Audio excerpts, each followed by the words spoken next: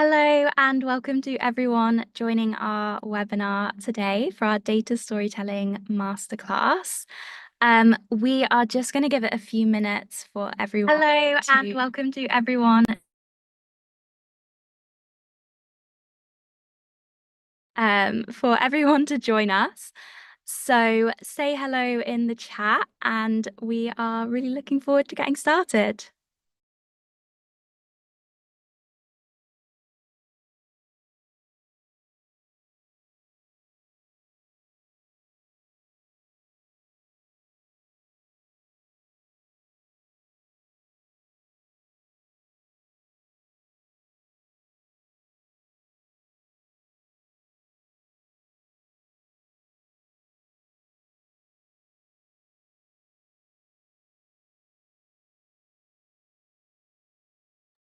It looks like we have people joining us from all over the world, which is so exciting.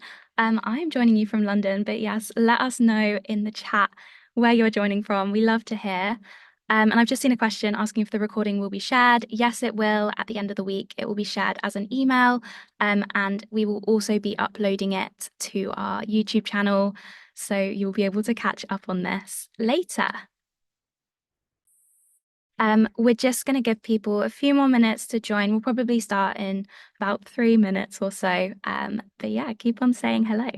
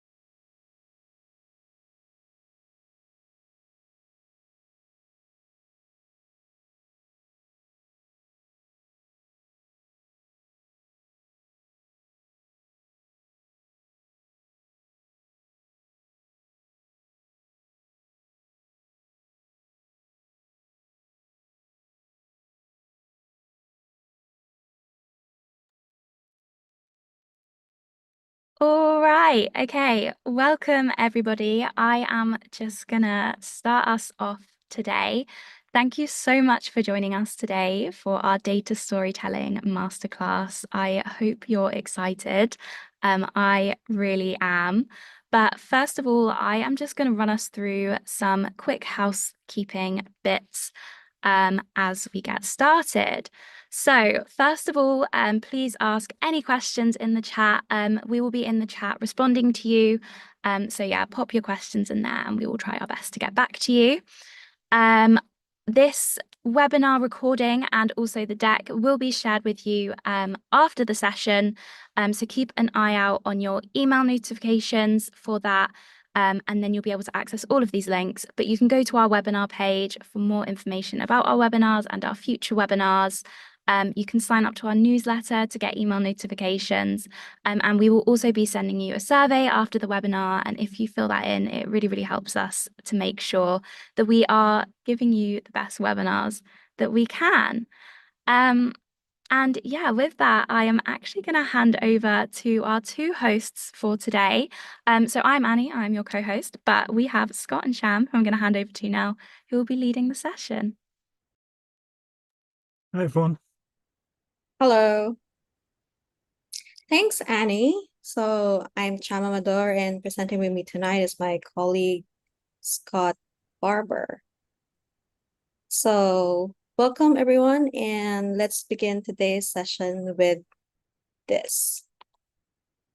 Let us know in the chat what are your insights. What are the insights do you get from this chart shown here?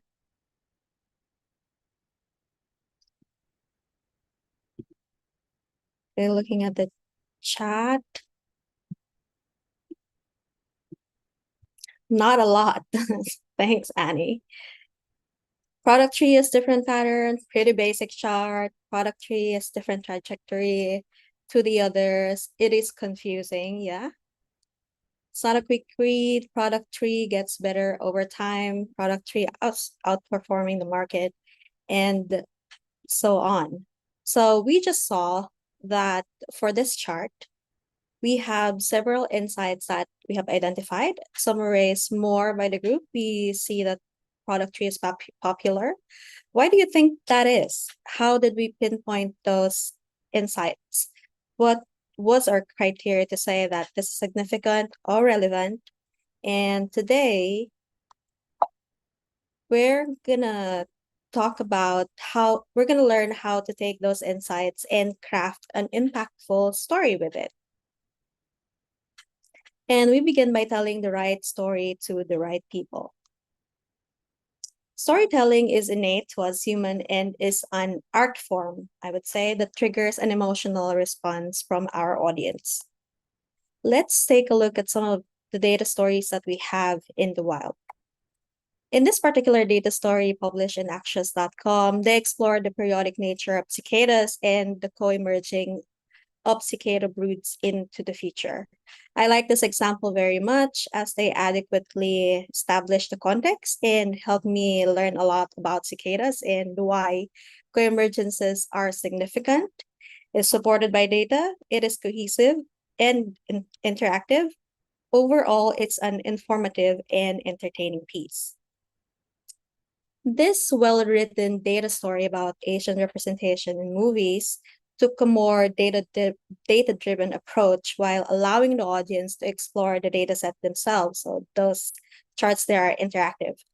I like how each chart was used to drive a point and was used in building a solid narrative that at the end, if you go to this particular data story, leaves the audience with something to think about. And this data story relates to personal experiences of the author to a research showing that the neighborhood where you grew up in has significant impact on your future economic success.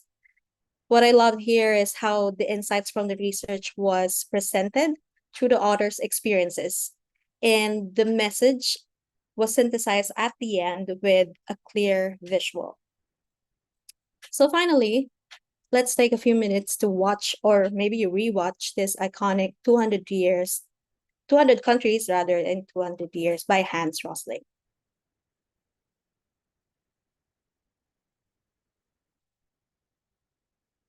So here we go. First, an axis for health, life expectancy, from 25 years to 75 years. And down here, an axis for wealth, income per person, $400,000, $4,000, and $40,000. So down here is poor and sick, and up here is rich and healthy. Now, I'm going to show you the world 200 years ago, in 1810. Here come all the countries. Europe brown, Asia red, Middle East green, Africa south of Sahara blue, and the Americas yellow. And the size of the country bubbles show the size of the population. And in 1810, it was pretty crowded down there, wasn't it? All countries were sick and poor. Life expectancy were below 40 in all countries. And only UK and the Netherlands were slightly better off, but not much. And now, why start the world? The Industrial Revolution makes countries in Europe and elsewhere move away from the rest. But the colonized countries in Asia and Africa, they are stuck down there. And eventually, the Western countries get healthier and healthier. And now we slow down to show the impact of the First World War and the Spanish flu epidemic. What a catastrophe! And now I speed up through the 1920s and the 1930s. And in spite of the Great Depression, Western countries forge on towards greater wealth and health. Japan and some others try to follow, but most countries stay down here. Now, after the tragedies of the Second World War, we stop a bit to look at the world in 1948. 1948 was a great year. The war was over, Sweden topped the medal table at the Winter Olympics, and I was born. But the differences between the countries of the world was wider than ever. United States was in the front, Japan was catching up. Brazil was way behind, Iran was getting a little richer from oil, but still had short lives. And the Asian giants, China, India, Pakistan, Bangladesh and Indonesia, they were still poor and sick down here. But look what is about to happen. Here we go again. In my lifetime, former colonies gained independence, and then finally they started to get healthier and healthier and healthier. And in the 1970s, then countries in Asia and Latin America started to catch up with the Western countries. They became the emerging economies. Some in Africa follows. Some Africans were stuck in civil war and others hit by HIV. And now we can see the world today in the most up-to-date statistics. Most people today live in the middle, but there are huge differences at the same time between the best of countries and the worst of countries. And there are also huge inequalities within countries. These bubbles show country averages, but I can split them. Take China, I can split it into provinces. There goes Shanghai. It has the same wealth and health as Italy today. And there is the poor inland province Guizhou. It is like Pakistan. And if I split it further, the rural parts are like Ghana in Africa. And yet, despite the enormous disparities today, we have seen 200 years of remarkable progress. That huge historical gap between the West and the rest is now closing. We have become an entirely new converging world. And I see a clear trend into the future. With aid, trade, green technology and peace, it's fully possible that everyone can make it to the healthy, wealthy corner. Well, what you just seen in the last few minutes is a story of 200 countries shown over 200 years and beyond. It involved plotting of 120,000 numbers. Pretty neat, huh?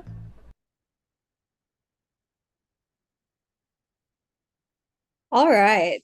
That was really good. Let's break that example down. So when he said, "So, here we go," immediately the audience was engaged. I assume you guys are engaged. And he swiftly followed it up with a visual mapping of what are the metrics for each of the axes are, what the colors of the bubbles represent, and what the size of the bubbles represent. The narrative was simple and straightforward, but all the points that he mentioned there were all relevant to the story. I loved how the emphasis was given on the effects of the Spanish flu and the First World War. Finally, at the end, we saw an overview of the movements where there was a replay and resolution to where the figures will be most likely in the future.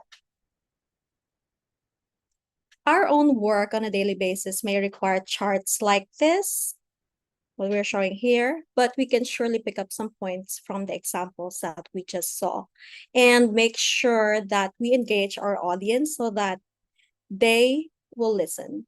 We craft narratives to help them care and remember our message. With this, we can elevate our charts from the ones in the previous slide to maybe something like this, where the message is broken down, we are taken on a narrative journey, we are invested, hopefully, to see whether the conflict resolves at the end. The takeaway is clear and actionable, and all of those made in an engaging manner. We mentioned that we should make the audience care, but how do we do that? What should we think about to help our audience care? A data story starts with two elements, data and visual. As part of a data story, data visualization takes things that are hard to understand, like a data set of millions of rows maybe, to something accessible, just like this map. something that we as humans can explore, find patterns in, and get insights from. The third element of a data story is context. Understanding who our audience is and outlining our purpose by answering questions such as, why is this visualization relevant? Why is it important to our audience? How will they consume it and where? How long will they interact with it? Is there any other data that we need to further solidify our narrative, and so on? Those questions, when answered, will help us design a relevant and impactful data story. And after context, most essentially, a data story needs a narrative. A narrative is a carefully and thoughtfully laid out path through facts. We are the narrator or the guide. The hero of our story can be our audience or the metric, meaning the dataset that we are working on. Looking back at the Hans Rosling example that we just saw, an engaging narrative invites the audience to be a part of the story, inviting them to explore and bringing them on a journey to the heart of the story so that they'll stick around to see what happens next. Now that we have made our audience care and held them through the door of our story with our narrative, how do we make them stick around? Stickiness is related to the insights that we build our narratives around. So our first task is to find them. And to find them, we need an exploratory approach, and then we can expound on what we found through an explanatory approach. Having identified all these insights, we need to decide what story to tell and what is the hook of our story. A hook is a moment of change. It's an interesting point or an unexpected pattern that we'd like to direct the audience's attention to. Looking back again at the Hans Rosling example, one of the hooks was the emphasis on the effects of wars and pandemics, where we saw the bubbles drop abruptly. If our story doesn't have that hook, that turning point, the data by itself will not tell much of a story. A hook can be having a significant difference in magnitude than was before, or now the values may be diverging or have crossed over, or maybe there's been a change in the rate of the metric that we are working on, or a shift in contribution. Or maybe one of our data points has moved away from the pack and now has become an interesting outlier. However, like data in itself is not a story, a hook by itself is also not a story. The hooks that we found are points in our story is waiting to be structured by a narrative. Now, how do we structure our story? From an early age, we think of story in terms of shapes. Stories are about journey. Think of your favorite movie. A transformation, a change of some kind that drives the narrative. Now, before we proceed, let's head on to the chat and share which story shape would you associate the Hans Rosling example with. Okay, let me see the chat.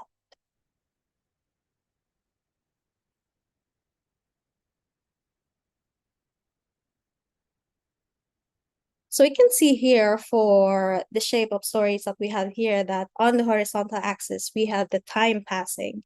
And on the y-axis, we have the good and the bad times in the story. Some of the examples that we have here, like Cinderella, very popular kind of form. And I think we started with Man in the Hole is also a very common form of story writing.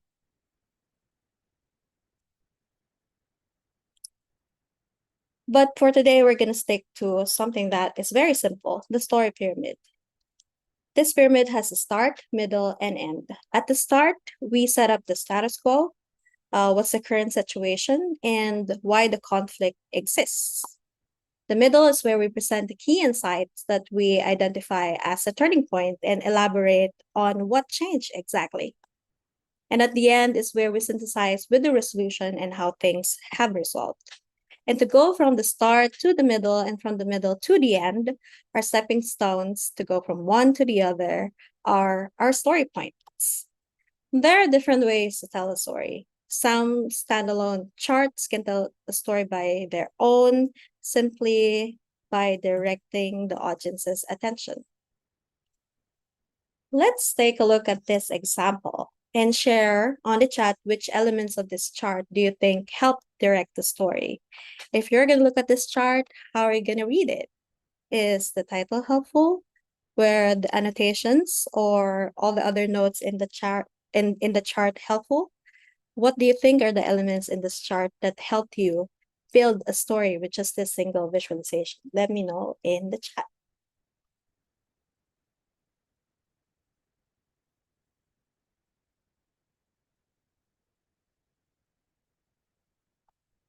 Annotations, yes, we have a lot for this particular example. Colors, yes, the countries that we have in here are represented by different colors. And what else? Annotation stars, yes, we have it in here. Nationwide lockdowns, very important thing to note, the lockdowns when it did occur, because this is a chart about the coronavirus. Access titles, yes, thank you so much, very good answers. In this particular example, the meaningful title that we have and the use of color as pointed out, and the context building annotations were also pointed out, help guide the audience through the story, even though this is just a single visualization. Similarly, in this particular example, in the second example, the meaningful title, once again, the use of colors and the simple annotations compared to the previous example, help us tell the story. And in this particular example, we can clearly see the story structure with start, middle, where the key insight is, and the end. However, we can also opt to tell the story by breaking it down into separate pieces with multiple slide stories, scrolly telling, and the use of animation and interactive elements. Be it a single visualization or a multiple visualization story, by using a narrative to sequence our story points, we'll be able to tell a cohesive story with a clear message. Going back to our simple story shape and mapping on it our story points, the first one will show where we are now. The fifth or so will highlight or be at the turning point or the climax. And in between these two will fit in the pieces of our narrative to build from the setup to the key insight. And by breaking things down, we make the information that we want to share more digestible while building our audience's interest. And each story points in here represents a chart or a visual that tells its own clear message. Charts that are made mindfully with all its design decisions supporting the message. And hopefully the audience that we took on a journey from the setup at the beginning to the key insight and towards resolution at the end will be compelled to act. A way to make a multiple visualization story effective is by leveraging on interactivity. Interactivity helps the audience move from simply knowing to experiencing the story themselves, discovering the story themselves. And with that, we're able to create rich narratives, just like the examples that we saw earlier on. That builds trust by helping the audience learn, get more context, and explore multiple narrative paths that are available, which puts them at the heart of the story once again, where they hopefully now care more about the story's message. And to ensure that our charts in the story brings home the message clearly, we have the framework for data visualization design that Scott will share with us. The floor is yours, Scott. Thanks, Shan. That's really great. So we've sort of learnt there about the importance of storytelling. But what you might be thinking is, how do I actually sort of put that into practice with my own work? What are some practical steps we can take to make sure that when we design our data visualizations, they actually support our story? So that's what we're going to go through in this kind of second half.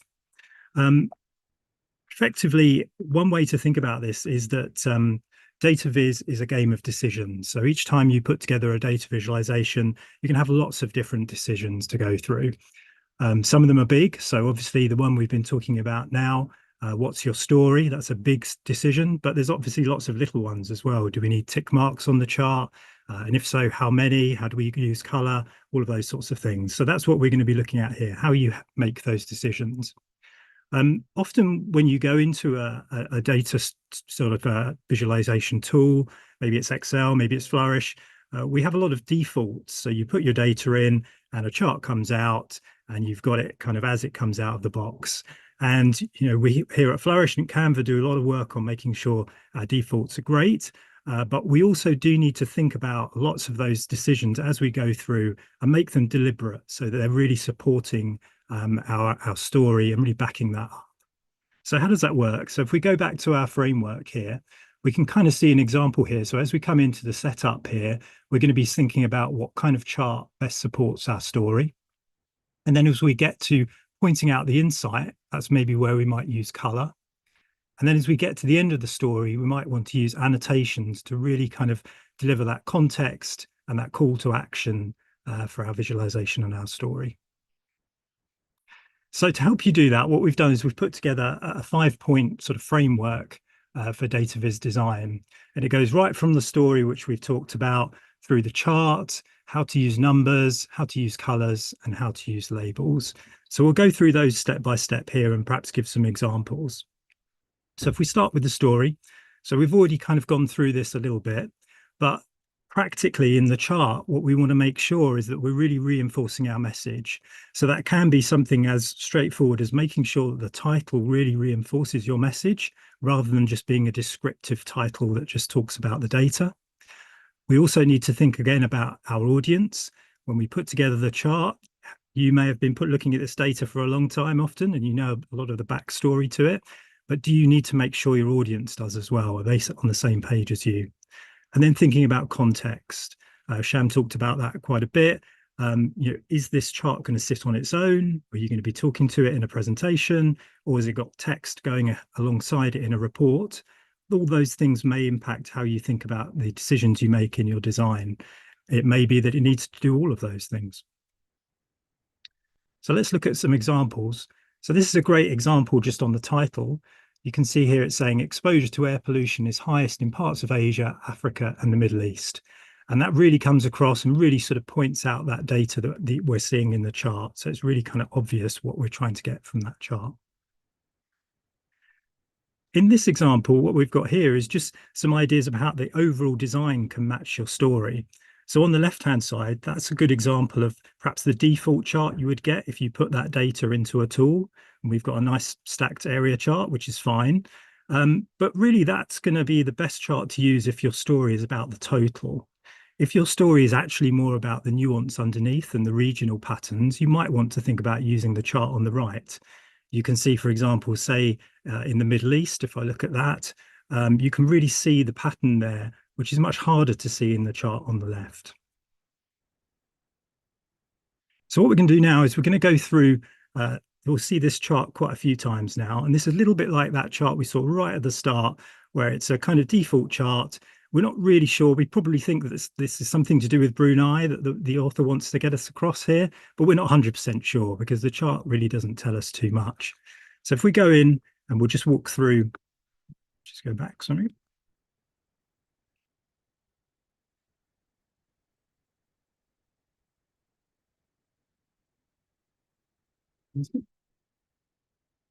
Okay, so when we click through here, what we can see is we've changed from the first one where it's got this descriptive title.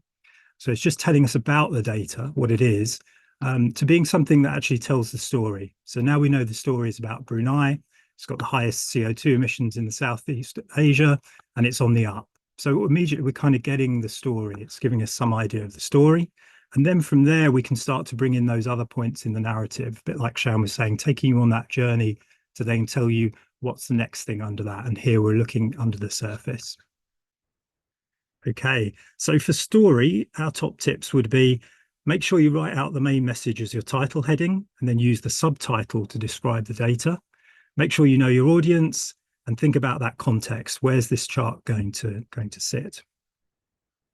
Okay, so next up, looking at the chart itself. So often the kind of biggest decision, and sometimes maybe the only decision we kind of often make, is what chart type. And that's the one we quite often fixate about. And it is really important. I think the tip we would have there is to really think about what's the relationship you're looking at. If you think back to what Shan was talking about, the hook, what's the kind of part of the data, what's the focus you want to bring the attention to? So if it's a change in ranking, that might be a bar chart or a ranking chart of some sort. And then if you've got maybe two series diverging, then maybe that's going to be a line chart. So you can use that to help you decide what chart would be best. Some other things you maybe need to think about with the chart itself are going to be where it sits. So how does it look on desktop and mobile, if this is going to be something on the web? You might also want to think about whether you can use interactivity or animation to support your story. So one thing also would be the level of detail. So how much detail do you want to put in your chart? And if we think back here to that Hans Rosling example, one of the great things he did was he brought the data in an aggregate form. So we were looking at all of the countries. And then at the end, he looked in at China and kind of started to split it up into different parts. And so that's something you can do here. So in this example, we're looking just at aggregates for different regions, looking at the world's tallest people. But we might want to also break it down into a little bit more detail, give more detail on the individual countries, so as I hover over here. So depending on your story, you might want to do one or the other, or you might want to walk the user through, giving it to them in steps. Okay, so on that idea of chart choice, so this is a little tool that we've put together. So it's a little bit like the FT's visual vocabulary, and just lets you kind of have that idea of what is it you're trying to do, what's the data, what's the kind of behavior or the pattern in the data that you're trying to show. And so we talked about maybe a ranking. So if we click on ranking here, it can give us some of the kinds of charts and just helps you make that decision. Okay, so now we're back looking at our chart again. So here we've got a line chart, but maybe we could look at this in different ways. Maybe it doesn't need to be a line chart. And in some ways that depends on what your story is. So as I click through, first of all, we might want to break it out into the individual components. So that would perhaps be if your story was more about how the differences are between these individual countries rather than just Brunei. Or we could kind of simplify it. So here we're looking at a slope chart, and we're looking at the start and the end of the data. So it just kind of makes it a little bit more straightforward. If your story is really just about the change over that full period, maybe you don't need to see all the wiggles in the line in the middle. Equally, just one more on that one actually, you might want to split it up in this example. Maybe we aren't even looking at the start and the end of the data, and it's a period in between. So here you can see actually we have quite a different story if we take the dates as being 2018 to 2019. And then finally, we might want to, depending perhaps on our audience, use something a little bit more engaging. So here we've used an animated bar chart race to show maybe the ranking changes, particularly in the countries underneath Brunei. Okay, so our chart tips, or top tips for charts. Consider what relationship you want to draw attention to. Try and explore different chart types rather than just going with the first option that comes up. Try a few different things and see which one tells your story best. And then also consider the data structures you're going to need for that chart type. That kind of leads us on to the next section, which is all about the numbers in your chart. So there's a few things here. So I think the first one is the metric you're using. So obviously, when you get your data, you can do things with it. You can take an average, you could look on a year-on-year change. Maybe a different metric will tell your story in a better way. So perhaps the level isn't the thing you want to look at, it's the change. So you can look at different metrics. You can then look at how you order the data. So that is often a really good tip, is just ordering the data makes it more readable and draws out some of the conclusions more easily. And then we get into the kind of idea about how we use the numbers to make the story clearer. So things like making sure the data is clean and accurate is obviously kind of self-explanatory, but we also want to use axes and notes and things to make sure that people can understand what they're looking at. What are the units? What do the numbers mean? You may kind of know because you've been looking at it sort of all day long for a couple of weeks, but make sure your reader can pick that up just as easily. Okay, let's have a look at some examples. So we're back on our Brunei chart again. So can we make a few changes here to make this this more readable? So first of all, here we're going to just put some axes notes on, so it's very clear what these numbers represent. And we've also tidied up along the bottom here these years. We had quite a few more years along the bottom there. What we might also want to do is just put the unit there. So this is in tons. And here what we're doing is we're just going to show you how ordering can be important. So I've split them out again in this grid of charts, and you can kind of see here that we're a bit sort of all over the place. But if I now just reorder them by the data, you can now see it looks kind of more visually appealing, but we also get a bit more information. We now could tell the story about which ones of these are the biggest and the smallest, which we didn't get from the very easily from the previous chart. And then finally, talking about metric, here we've just transformed it into a year-on-year change, and you can see potentially we get very different story points out of here. So just make sure we're using the right metric for the story point we want to tell. Okay, so numbers top tip, use the right metric, make sure your axes and grid lines all help you read the chart. Sometimes you might want to take some away, might want to add things in, and then use the order and grouping of the data to best illustrate your story. Okay, so our point 4 is on color. And so color, sometimes we're kind of a little bit hemmed in if we've got a kind of corporate brand or something we need to adhere to, but we can still use color, and it's a really important way of kind of emphasizing our story. And if we go down the list here, we've got things like accessibility is really important, making sure everyone can see the right colors, the type of colors. So we might look at that in a second in terms of how you perhaps use colors to make a scale, so sort of diverging colors perhaps, and then the number of colors, and then how we use them for highlighting. Okay, so you can see here, this is quite a good example about how important color is. We probably would get very different conclusions from looking at the left chart and the right chart. And it's the same data. These points are just the same, but we've just changed how we've adapted the scale here. So that can be really important. Obviously, you want to be kind of truthful and accurate when you're using scales and things, but the way you set this up can tell a very different story. So color can be really important. Okay, so let's go back again to our Brunei chart and see how we could use color here.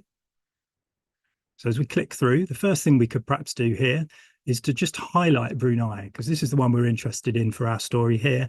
These ones are just kind of the comparisons. So we're going to just put those in gray and put Brunei in blue, and then it really brings out focus on the chart.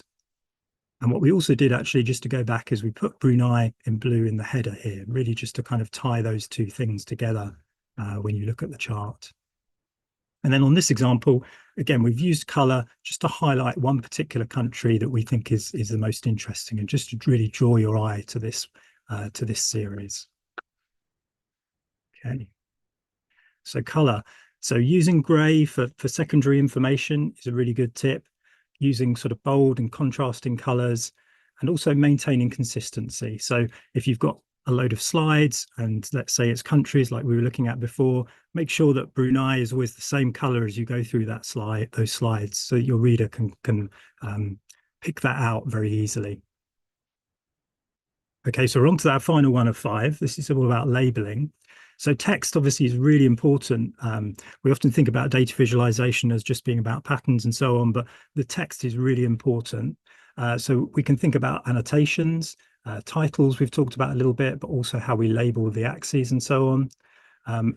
Direct labeling of series, so making sure we aren't asking people to do too much work, going back and forth with their eye to a legend, and then how we use pop-ups and footers. Just on this tool we've got here, when you've got the presentation, if you do want to know a little bit more about each one, just hover over these when you've got the presentation, and you'll get a little bit more information. Okay, so this is an example of annotations. And as we kind of flick through on this chart, you can see we added some annotations in here to point out the key points on this line. And so without it, you're kind of asking the user to guess why the lines moved around at different points. It also gives you a bit of context. So you can see, okay, this big move here how much did that move compared to some other important points back in the future? So annotations can be really useful. So on our chart, let's see how it works. So the first thing is we've talked about putting text onto the chart, but we can also take text off of the chart. So we could also spend quite a lot of time talking about how we declutter charts. And so in this example, we've got a legend here, which we don't really need because we've already nicely labeled our series on the lines here. So we can get rid of that and get rid of a bit of clutter. Getting rid of text can be really important, just means there's less work for the user to do when they come to absorb and read your chart. Okay, so we've taken that away and labeled these lines directly. And now we've put in some nice annotations just to tell the user, you know, when these big moves happened, give them a bit of context about why that happened. Okay, so our label top tips, add annotations and reference lines to draw attention, add labels, and replace legends where you can with direct labeling. Okay. So what we can do now is use that framework to kind of get an idea of how many decisions we made. So we've got our big framework there, and we can kind of think about, you know, how do we think this chart scored on the framework? So I think it probably scored pretty low because this is your default chart. This is where we just put our data in and we just let the tool make all the decisions about how it looked. So that one is going to score pretty low. And then when we get to our final one here, we've made more decisions. We've made more kind of deliberate decisions all around the chart about how it looks. So we've got some scores here. So what we've done, of our 25 potential different decisions, this one we've done 14 out of 25. So that's pretty good. And we can sort of hover through here and work out which ones we've done. So we've done pretty well on the labeling. We've done a lot of thinking about that. But there are some elements we maybe still want to think about. We didn't really think at all about whether we could make it interactive. We didn't particularly think about a palette or brand palette there. So there are still some things to do. Now, this isn't really a score. We're not saying, you know, just because you've kind of done more of these that it's a better chart, but it does help to actually make sure that as you go through, you're being deliberate about all of these design decisions and making sure that they all back up your storyline. Okay, so a little bit of work for you to do in the chat here. I've put up a chart here, and I think this is one where, you know, again, this is a kind of default chart where we've put our data in, and this is what's come out, and we've put a little headline on it. What do we think of this? How do we think we could start to improve this chart using the framework? Can anyone start to put in some ideas, and then we'll perhaps go through what we would do on them. Okay, so we've got reordering the chart. It seems like a good one, absolutely. Highest to lowest. A more specific title, yeah, that's right. That would be really useful because at the moment we don't really know which bit are we supposed to be talking about here, which is the interesting data point. A map, yeah, that could be interesting. So we've got some geographic data here. We don't maybe need all of those grid lines, that's right. There's a little clutter on the chart. Add the year, yeah, when are we talking about here? We need a bit more context.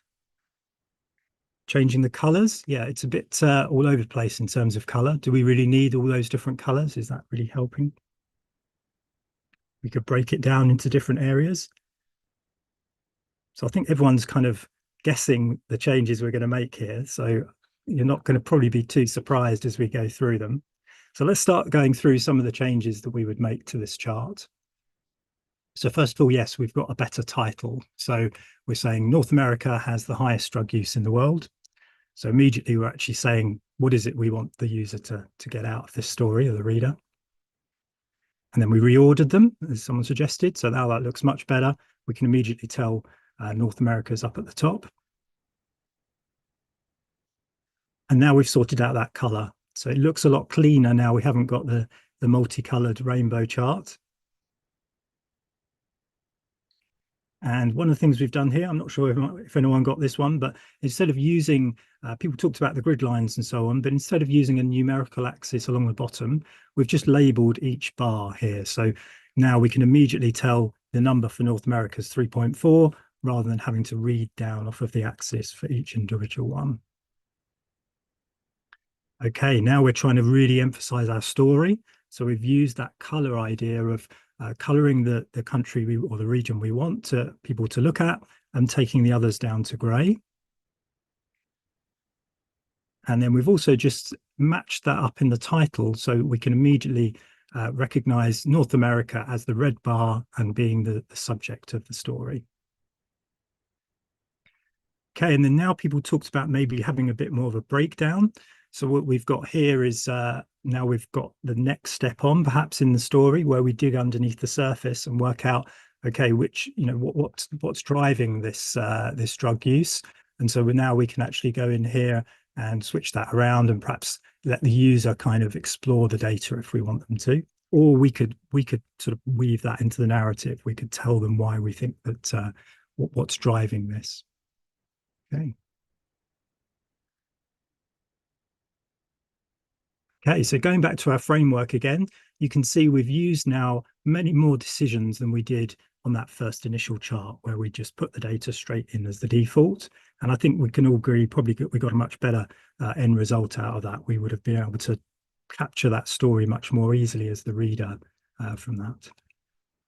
Okay, so we've been through now some of the practical tips of how you can sort of craft and design your visualizations to help tell your story. So we're just going to summarize some of the things we've learned about storytelling. So first of all, what are the benefits? So obviously it makes it a bit clearer and more obvious what you want them to take away as the main data story point. So that's kind of, don't make the reader do the work of trying to guess what your key message is. Really kind of lead them to that decision using your design decisions as you go. Okay, and if you do that, obviously it's going to make it more memorable. So once the kind of user has got that kind of hook, and as Shan was talking about, kind of the emotional part of the story, they're much more likely to remember the insight that you want them to get to. It also makes it more compelling. You're not just kind of putting some facts on the table, you're actually getting them involved and maybe explaining not just the what, but the why. And you've got a kind of more insightful package when you get that kind of aha moment when people think, oh, right, okay, I immediately get what you're talking about there. Okay, so we've boiled all that down. We've talked about a lot. So we've boiled it down, I guess, into 5 key takeaways. The importance of understanding your audience is really key. So just really kind of always thinking about who's going to be looking at this chart and how much do they know about what I'm telling them. Defining the purpose, you know, what is that key point that you want to get out? And then sort of getting that into a plot twist or something that really kind of grabs their attention, breaking it down into story points, and then making sure that all of your design decisions when you actually sit down to create the chart or the visualization do actually support that story. Okay, so if we had to boil it down to one, it's that all design decisions to be made in support of the story we're telling. Okay, so thanks very much, everyone. We've got some extra helpful links and resources here. I think you've already got the link to the presentation, but we're going to be sending that out again. I'm not sure actually, Anne, if we've got some time for some questions, but we can certainly take some questions if anyone's got any thoughts in the chat, and we can get back to you. We have definitely got a few minutes if anyone has any questions that we can answer, but if you have to head off now, that's okay. We have got an email address that you can reach out to if you don't have time now, but if you could just pop your questions into the chat, we will be able to answer them for you now, hopefully. But thank you so much, everyone, for joining, and thank you so much, Scott and Sham. That was amazing and so insightful. I think quite a lot of people are leaving, so I'm just going to quickly show you guys the email addresses. So, oh, and also actually next up, our next webinar will be a US election special, all about how to win the audience with interactive visualizations. And we will share the link for that in the email with the recording and the slides here. And yes, if you do have any questions, you can reach out to us at flourish-webinar@canva.com for any webinar specific questions, and hello@flourish.studio for anything else. And our socials are on the bottom if we don't have any time now to get to your questions. But yeah, if there are any questions in the chat, we will try and get to them, but it looks like quite a lot of people have to head off. There was one question actually on using maps. That's not to put Sham on the spot, but Sham is our maps expert. So the ideas for maps, Sham? Where was the question actually? I was trying to I think find it was about sort of let's see, the flying by the questions. So yeah, any tips for data overlaid on maps was the question. Okay. For that one, well, we have a lot of different kinds of templates in Flourish for maps, and in terms of what the kind of visualization that you're going to use, what kind of map rather you're going to use, it depends on what your data is and the scale of your data. So the challenging part and my experience when dealing with maps is actually dealing with the data first, because you need to have your locations, you need to have your geometries on it. And once you have that, Flourish is very helpful, and we have a lot of templates that you can choose from that already has like meaningful data sets that you can compare if it's the kind of map that you want to create. So my advice is just look at some of the templates that we have and see if it fits your purpose. Yeah, that's great. And I think Annie's just put in the chat, there is a previous webinar we've done on maps. So that would be a good That's sort of right. deep dive into that. I think someone else had a question on kind of the one, if we could just have one change, what would we do? Or one kind of tip. And I think that probably would be the one about the title. You know, that's, I think, something, I mean, certainly I've been guilty about it in the past, is, you know, when you're in a rush, the title of the chart just becomes the description of the data, and you just kind of think, okay, well, they'll get it, you know, they'll kind of get the point. But I think you are such a useful bit of real estate to put in a title. Sometimes also, you know, people will use kind of catchy titles. I know The Economist do that really well, of kind of, you know, like a hook there, something to kind of get you interested in looking at the chart. So it doesn't always have to be the storyline, but I think that is a really useful bit of real estate. So it's kind of a waste just to use it as almost a subtitle. I think that's a very good point. The title is actually one of the biggest things that you will see on a chart, aside from the chart itself. And once you are able to create a title that's meaningful and not just describing the data, as Scott mentioned it, something that tells the story, something that tells that one key takeaway that you want your audience to go home with, then you already did like 50-80% of the job, because that is your core message, that is your key takeaway. And after you are able to iron that title down, I would say that one of the drastic, powerful changes that you can employ in your chart is color. As we had seen in the examples earlier, when you have all of those series with different colors, and then we drill it down to 2, because that's the ones that we want to focus on, a specific country and background data set to compare it with. And now we can see the title being reinforced with how we use color to emphasize and highlight in the chart. Yeah, that's great. I've just spotted one more from Chris, was talking about the particularly the bar chart race, and it kind of potentially being a bit problematic for storytelling because it kind of whizzes by. I think that is right. I mean, one of the things you can do with a Flourish story is to kind of, if you wanted to, you could sort of get it to animate for a bit and then stop, and then you could kind of, you know, build in a little bit of a period there where the user can kind of stop it and look at a certain point. It also has some captions in there, so you can kind of point at things as they go through. You can also slow down the animation a bit, but those are all, yeah, it's a good point.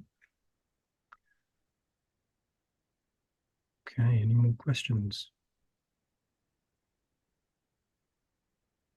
I think that might be it for questions. Yeah. Okay, so thank you again, everyone, for joining, and thank you again to Scott and Sham for this amazing session. As I said, if you think of anything that we haven't covered here, please reach out to the email addresses onto the screen, and we will be sending out a recording with the link to the slides and the link to sign up for next month's webinar to you by the end of the week. So yeah, have a lovely rest of your week, and